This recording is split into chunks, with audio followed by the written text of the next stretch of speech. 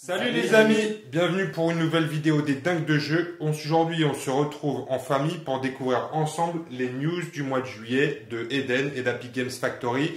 On est en vacances donc on est à la maison tranquille, on a réussi à récupérer les news pour vous en parler tout de suite.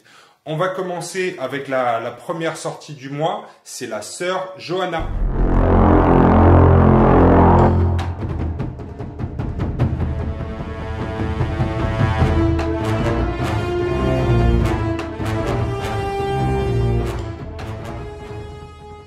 Alors, Sœur Johanna, c'est la nouveauté de l'Ordre Vert. C'est une sculpture de Juan Navarro Pérez et une peinture de Nicodez. Donc, vous voyez un style assez agressif qu'on retrouve sur cette figurine, mais qu'on va également retrouver sur son profil, puisque c'est un profil à 20 points. Vous voyez qu'elle est humaine, sort de l'Ordre Vert pour 20 points, 2 en psy, 5 en combat, 4 en résistance, en vigueur, et 3 en rapidité avec une batterie EDLC. Donc c'est une alternative en fait à Sœur Talia du starter de l'Ordre Vert, dans un style un peu plus agressif. On va le voir aussi avec ses capacités. Sœur Talia est parfaite pour gérer des missions avec des objectifs et du contrôle de zone. On va le voir, Sœur Johanna est elle beaucoup plus agressive, notamment grâce à des capacités. On va les revoir ensemble. Donc la première capacité, c'est rapidité cybernétique. C'est permanent, 1 UB une fois par tour. Sœur Johanna bénéficie d'un bonus de plus 1 en rap jusqu'à la fin du tour. Donc possibilité d'interrompre en passant à 4 de rapidité. Et aussi davantage de facilité pour esquiver certains coups. Ensuite, sa deuxième capacité, c'est la charge rageuse. C'est permanent. Lorsque Sœur Johanna effectue une action d'engagement, elle gagne un pion rage juste avant la résolution de l'attaque initiée par cet engagement. Donc pion rage, c'est plus 1 en combat et plus 1 en rapidité, toujours cumulable avec la rapidité qu'elle peut gagner par la batterie. Et ensuite, elle va perdre 1 en psy et 1 en vigueur. On va voir qu'elle peut utiliser son pion rage avec les capacités suivantes, notamment la rage sainte, une fois par tour, c'est à son activation. Retirer un pion rage de Sœur Johanna. Si vous faites ainsi, tous les combattants alliés situés à 10 cm de Sœur Johanna gagnent 1 UB. Donc là, on le voit aussi, la Sœur Johanna, elle peut avoir un rôle de soutien par rapport aux autres sœurs, et même aux esclaves, puisque c'est tous les combattants alliés, alors qu'en général, les autres capacités, comme la carte spéciale de l'Ordre Vert, ne permettent de regagner des points que sur les sœurs. Là, c'est tous les combattants alliés qui vont regagner 1 UB. Ensuite, capacité spéciale, rage de vivre, action une fois par tour. Donc c'est à son activation, pardon, ça compte pas de point d'action. C'est retirer un pion rage de Sœur Johanna. Si vous faites ainsi, soignez un PC dans chaque membre de Johanna. Donc ça, c'est pas mal aussi sur son côté polyvalent, puisque en sacrifiant ce pion rage, on va pouvoir la soigner d'un point de dégâts dans chaque membre. Ensuite, sa dernière capacité, c'est rage de vaincre, 2 points de stratégie une fois par tour. Retirez un pion rage de Sœur Johanna. Si vous faites ainsi, elle gagne 1 PA. Donc ça, c'est très bien aussi. Vous voyez, c'est un espèce de couteau suisse rageux, Sœur Johanna, puisqu'elle va gagner un pion rage à chaque fois qu'elle va engager un adversaire. Vous savez qu'avec Sœur Myriam, on a aussi la possibilité de transformer des pions, un pion peur ou un pion ralentissement que Johanna pourrait avoir pendant la partie en pion rage. Donc il y a une bonne synergie avec Myriam. Donc la petite compo qu'on vous propose pour jouer Sœur Johanna, c'est tout simplement de reprendre le starter de base de l'Ordre Vert en remplaçant Sœur Talia par Sœur Johanna, ce qui va nous donner une composition un peu plus agressive et un peu plus poutre que celle du starter de base. Si on a ensemble Sœur Myriam, Sœur Johanna et l'homme esclave, on est pas mal. Donc voilà pour cette nouveauté de juillet avec l'Ordre Vert et Sœur Johanna. Alors prochaine sortie du mois de juillet, c'est pas vraiment des news, c'est des rééditions. On a 2 rééditions de figurines emblématiques de la gamme Eden qui n'étaient plus disponibles en stock et qui vont l'être pour une période très limitée. Ce sont des éditions spéciales. On va parler ensemble du Carmin Adakoma et du Serial Shenron qui vont être disponibles sur le site Happy Games Factory. Donc on va voir ensemble leur profil avec Néo qui est notre spécialiste ISC de la famille.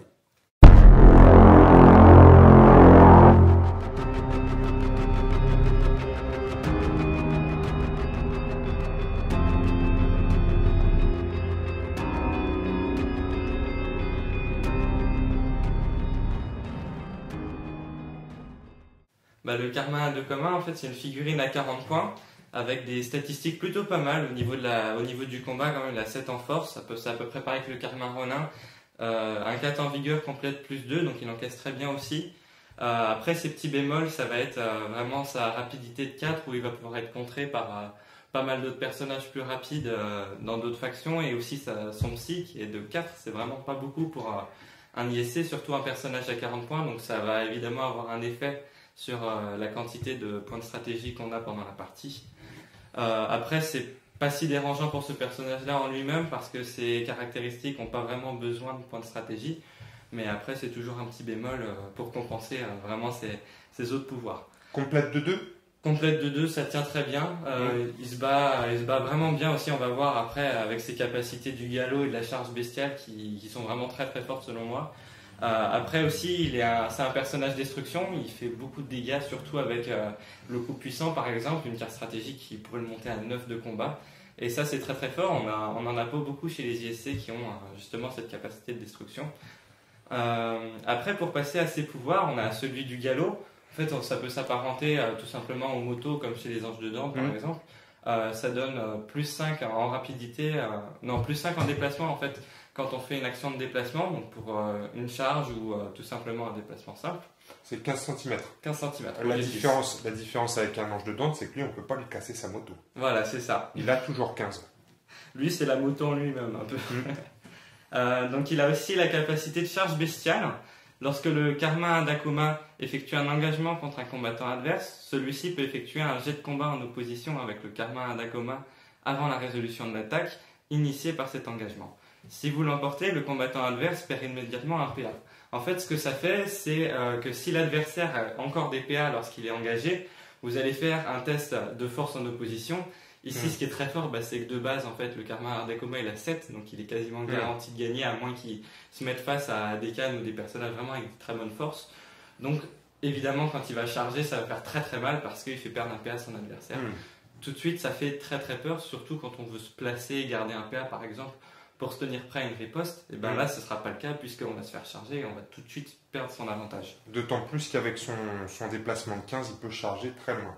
Voilà, c'est ça. Donc il est vraiment très très fort aux attaques. Pour la stratégie, il y a plein de choses que l'adversaire ne verra pas vraiment venir parce qu'il a 30 en rapidité, il charge à 30 voire à 45, même avec d'autres boosts. Par exemple, je pense à celui du Gradamio que j'ai vu beaucoup. Voilà, il y a moyen de se booster, franchement. Le Gradamio peut par exemple lui filer un PA en plus. Voilà, c'est ça. Et donc là, on charge à 45. Voilà.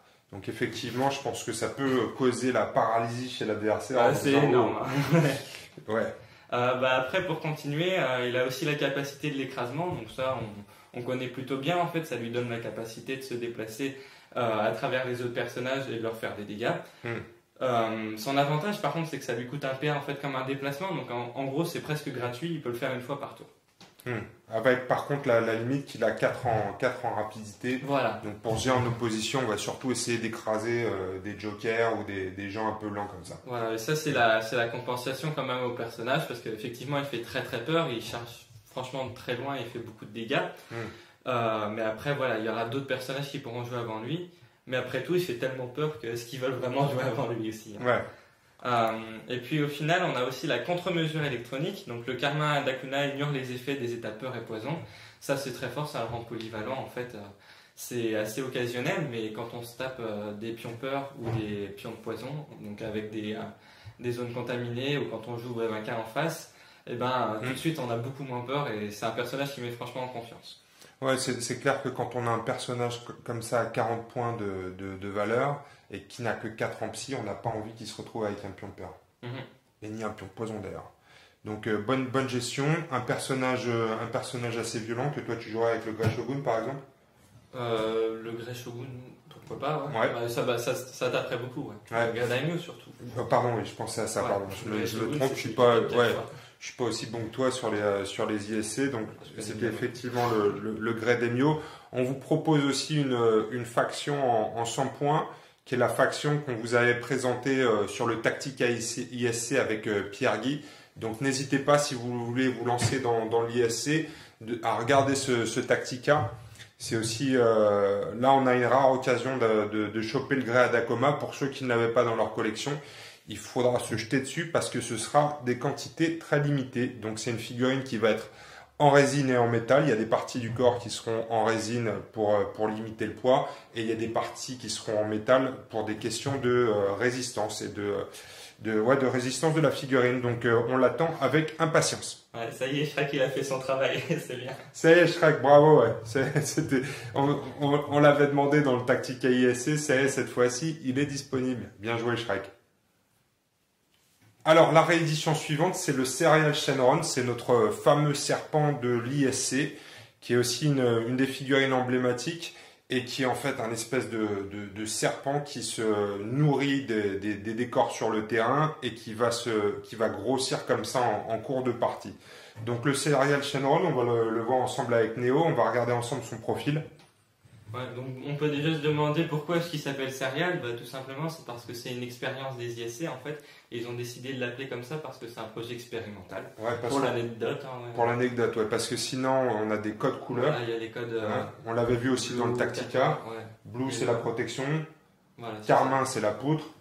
C'est ça. Grey c'est les tacticiens. Il y a plein de couleurs comme ça et en fait les couleurs de chaque ISC vont déterminer son rôle sur le terrain. Serial, c'est plus une expérience, donc c'est un peu un couteau suisse aussi. Hein. Ouais, pour faire le jeu de mots aussi, on voit que Serial, ça annonce un peu la couleur, parce que c'est un personnage quand même qui est très tactique à jouer. Va falloir se débrouiller avec lui, il est assez dur à jouer, il faut quand même connaître bien sa faction avant de pouvoir le jouer, parce que vous allez voir, c'est un personnage avec 5 de psy qui est plutôt correct quand même, 5 de force, 3 de vigueur en fait, c'est ça son problème au début de la partie.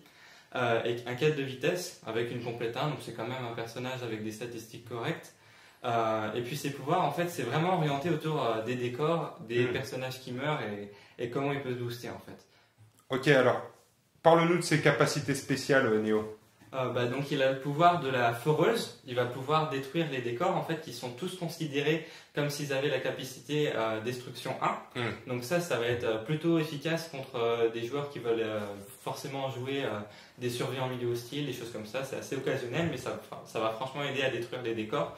Après il y a aussi un intérêt au début de la partie, on s'en met beaucoup dans son camp à côté du Shenron parce que justement on va voir qu'il va pouvoir les détruire pour en obtenir des pièces détachées. C'est ça. Alors on détruit que les décors, voilà, pas les objectifs. Les objectifs de mission en fait ils vont pas pouvoir être détruits tout simplement parce qu'on pourrait annuler la mission de l'adversaire. C'est ça. Ce serait un peu trop fort. Après donc justement il a la capacité d'assimilation pendant son tour. Lorsqu'il détruit un décor, si c'est le premier du tour, il va pouvoir obtenir 3 pièces détachées. Et s'il en détruit d'autres pendant le tour, en fait, il va en obtenir 2. Et ça se renouvelle à tous les tours. D'accord. Et ces points, il va pouvoir s'en servir pour se faire des pouvoirs, derrière se booster à fond et booster ses alliés. Il gagne aussi des points de pièces détachées quand des éléments tech se font détruire, non? Voilà, en fait, il va être aussi là un peu en soutien derrière. Il va bénéficier de la mort de ses alliés, voire de ses adversaires, s'il possède de la tech. Donc chez les JSC, ils sont à peu près tous tech. Hein. Je pense pas qu'il y en ait qui soient pas tech. Aussi quand on joue en face des résistants, des choses comme ça, il y a pas mal de tech. Donc c'est là qu'il va avoir beaucoup de pièces détachées aussi. Et justement, qu'est-ce qu'il en fait de ces pièces détachées? On va le voir maintenant. Parce qu'il a la capacité de réassemblage, en fait, qui est tout simplement pour, une fois par tour, se soigner d'un PC dans le nombre de son choix. Donc c'est assez utile quand même quand on est blessé, parce que les ISC, faut quand même mentionner qu'ils ont que 4 PC dans chaque membre, donc il y a du Shenron, hein, donc c'est assez utile. Donc, et ça consomme une pièce détachée. C'est une pièce détachée, voilà. Donc, si tu as bouffé ton premier décor, tu as 3 pièces détachées, tu en consommes une, tu peux te soigner dans un de tes membres. Voilà, c'est ça. Et donc ça va être utile aussi pour une pièce détachée, on va pouvoir faire un mimétisme, en fait ça va être la capacité de copier un pouvoir spécial d'un autre ISC de sa faction pendant le tour, et ce une fois par partie. D'accord. Donc c'est le pouvoir une fois par partie, mais on peut faire ça une fois par tour, le mimétisme. Et à 10 cm. À 10 cm d'un personnage, donc mettons par exemple on est à 10 cm du Karma Ronin et on veut copier son écran de fumée parce que lui s'en est déjà servi, et là ça va être super utile parce qu'on a des pouvoirs chez les ISC qui sont vraiment très très forts, et justement le Shenron il va pouvoir copier ça et ça va pouvoir tanker ou vraiment poutrer très très fort avec lui, il va pouvoir faire des choses. On voit aussi qu'il a la capacité d'adaptation qui va lui permettre littéralement de se booster ses statistiques. Il va se donner +1 dans la statistique de son choix pour 2 pièces détachées. Donc on voit par exemple qu'il a une faible constitution, hein, il a seulement 4 en vigueur, 3 en vigueur, pardon, justement il va pouvoir se booster à 4, booster à 5, et il va facilement pouvoir égaler par exemple une autre Val avec 7 en vigueur. Donc si tu viens pas le chercher rapidement, il va pouvoir se booster ses capacités à chaque tour, et donc potentiellement être bien violent. Voilà, c'est un petit personnage à 30 points, mais il ne faut pas le sous-estimer parce que justement plus on le laisse longtemps vivre sur le terrain, plus il va voir ses alliés mourir, plus il va détruire le décor, plus il va forcément se booster, avoir plein de pouvoirs. Franchement, faut pas trop le laisser courir très longtemps celui-là. Et après, justement, son dernier pouvoir, c'est le souffle du dragon. Donc pour 2 pièces détachées, il va acquérir pendant le tour un équipement de souffle de tech. C'est le flammeur et il va pouvoir faire une brûlure justement avec ça. Un flammeur, tout simplement. Voilà. C'est parce que c'est un dragon, il crache du feu. Voilà. C'est ça, super. Bon, là aussi, c'est pareil. Donc, Serial Shenron, une réédition limitée en quantité. Donc, si vous ne l'avez pas dans votre collection et si vous êtes un joueur ISC, n'hésitez pas à l'acquérir. Ça va durer très peu de temps. Alors, la sortie suivante, c'est une réédition aussi. C'est la nouvelle sculpture de Zagan. Le profil reste inchangé, mais Zagan a été resculpté de façon à ce qu'il soit un peu plus massif, notamment au niveau de la moto. Il y a un nouveau pot d'échappement et la moto est un peu plus costaud. Donc Zagan a été resculpté et à l'occasion de cette resculpture, on propose aussi une nouvelle petite compo en 100 points qui est différente du starter de base des Anges de Dante dans lequel Zagan est vendu. Et on vous propose donc une compo en 100 points avec Zagan accompagné des 4, donc sa tireuse préférée. Une bonne synergie là aussi, puisque 4 peut voyager sur la moto avec Zagan, qu'elle peut faire des contre-tirs si Zagan ou elle-même se font charger. Donc il y a une bonne synergie entre ces deux-là. Autre synergie dans cette compo, Lamas, qui est assez dangereuse avec sa tronçonneuse, ses pions rage qu'elle va générer et également le fait qu'elle soit insignifiante, donc toujours compliqué à gérer en termes de positionnement, mais la masse ne peut pas se faire engager tant qu'elle reste à proximité de son séraphin et qu'il n'est pas lui-même engagé. Donc intéressant.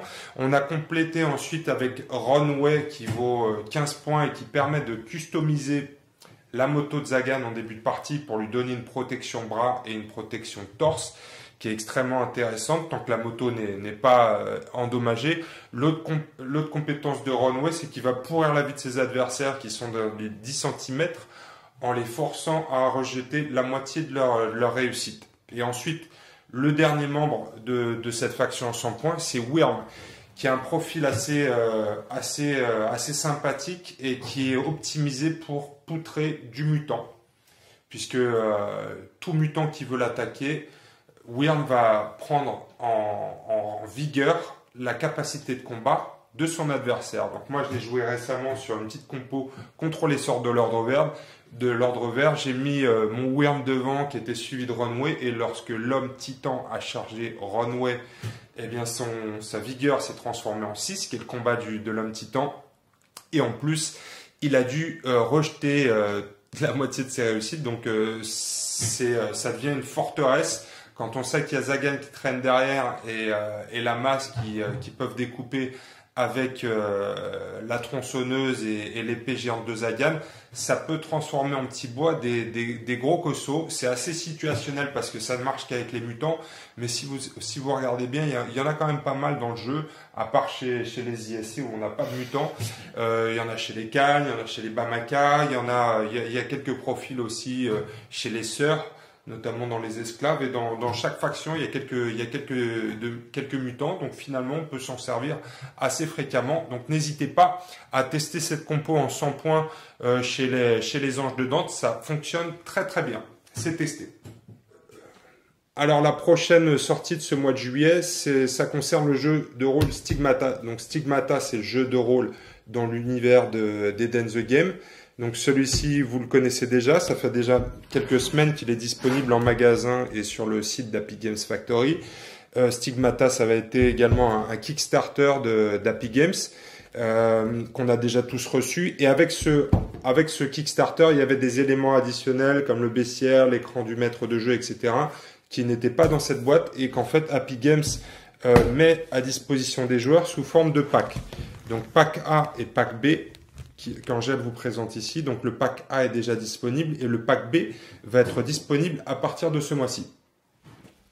Donc Angèle, qu'est-ce qu'on retrouve dans ce pack A? Donc le pack A qui est déjà disponible, on retrouve... Donc on retrouve le tapis qui aide... Ouais, l'écran du maître. Ouais, l'écran du C'est maître. l'écran du maître qui se déplie. Ah, donc à l'intérieur, il y a toutes les règles de base qui servent pour les monstres et pour l'aventure des personnages. C'est ça. Donc vous voyez ici, on retrouve un rappel de toutes les règles de base de Stigmata. La gestion des points de stigmate aussi, donc ça c'est pratique. Hein. Le maître du jeu va se positionner derrière son écran et va pouvoir retrouver comme ça tous les éléments de règles. Donc ça, Angèle, c'est l'écran du maître. En plus, il y a un joli design, donc ça nous met bien dans l'ambiance quand on se retrouve derrière. Ce pack A, c'est un peu un pack pour le maître du jeu, on va dire, parce que l'élément suivant, c'est... Donc le livre sur l'univers, donc qui rajoute du fluff pour que le maître du jeu puisse un peu mieux construire son histoire et avoir plus d'idées. Exactement, donc le livre d'univers va nous parler, va reprendre justement toute l'histoire du monde d'Éden, donc cet univers post-apocalyptique. On va retrouver une carte également pour pouvoir construire son aventure, la géographie de cet univers et ensuite des descriptifs de chaque faction. Donc ça pour tous les amoureux de l'univers d'Éden, c'est un complément d'information assez sympathique. Vous le voyez comme ça, chaque faction est décrite.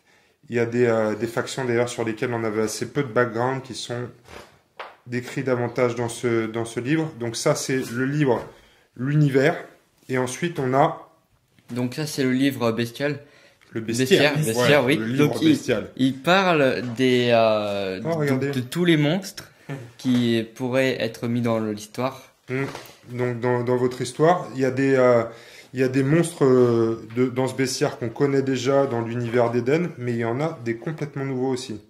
Donc le charognard par exemple on le connaît, mais ceux-là on les connaît pas. Doc chitineux on connaît. Mais là il y a plein de nouvelles créatures, les licales. Ce qui est pas mal, c'est que vous avez des descriptifs aussi qu'on n'a jamais vus sur les cartes ou dans le fleuve, puisque ce sont des CNJ pour la plupart. Donc si vous voulez en savoir un peu plus sur les dégénérés, sur les carcols, les adlets, voilà, c'est très très riche et comme le disait Angèle, ça va vous permettre de diversifier vos aventures, d'intégrer de nouvelles créatures dans vos parties d'Eden the Game. Et là encore une fois, si vous êtes un fan de l'univers, c'est une source d'information importante pour vous créer des parties. Ensuite, Angèle, le pack B. Donc le voilà, le fameux pack B qui contient... Donc dans le pack B, déjà, il y a une carte. Le poster, Donc, avec la carte. Donc on le voyait tout à l'heure dans le livre hein, qu'on a feuilleté. Ici, vous avez une map. Qu'est-ce que c'est ça, Angèle? donc c'est une carte qui indique tous les emplacements des chaque faction dans le monde. Ouais. Donc où est-ce qu'elles sont principalement trouvées.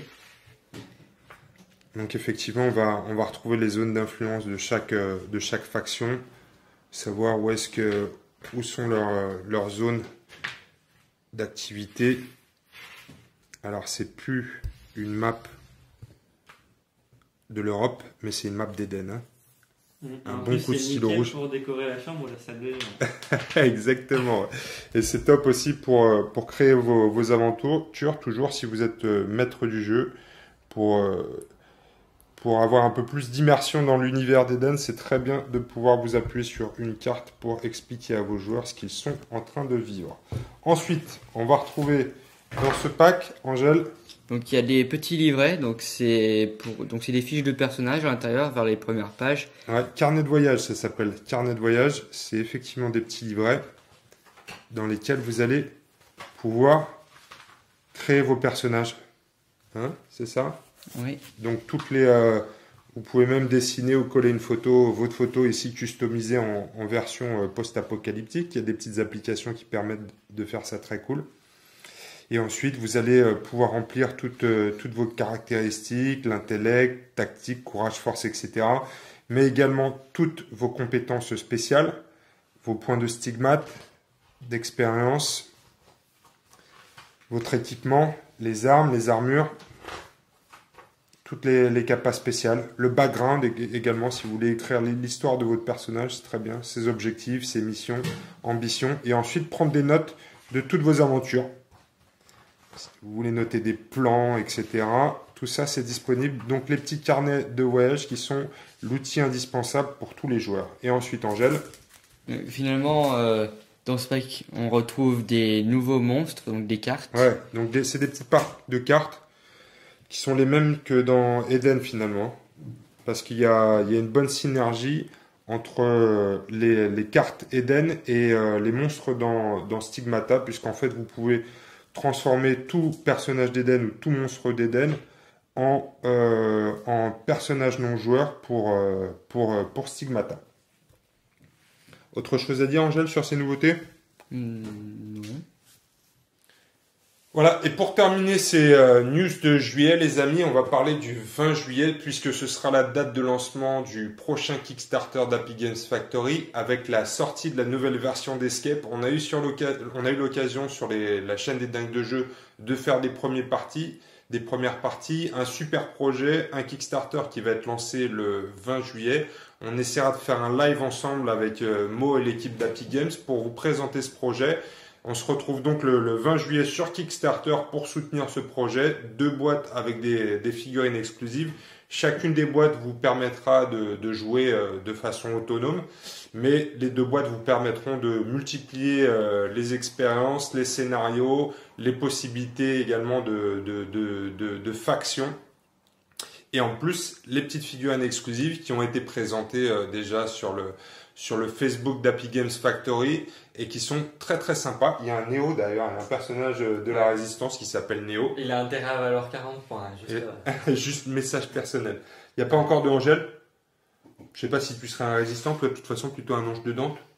Ce sera un fangeux. Ou un fangeux.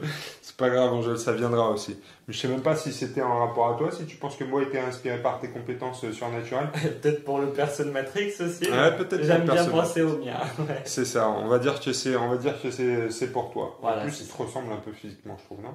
J'espère. En tout cas, voilà, on se retrouve le 20 juillet pour soutenir ce Kickstarter. Et on vous dit à bientôt pour une prochaine vidéo des dingues de jeu. Salut les amis, à la prochaine. Salut. Salut.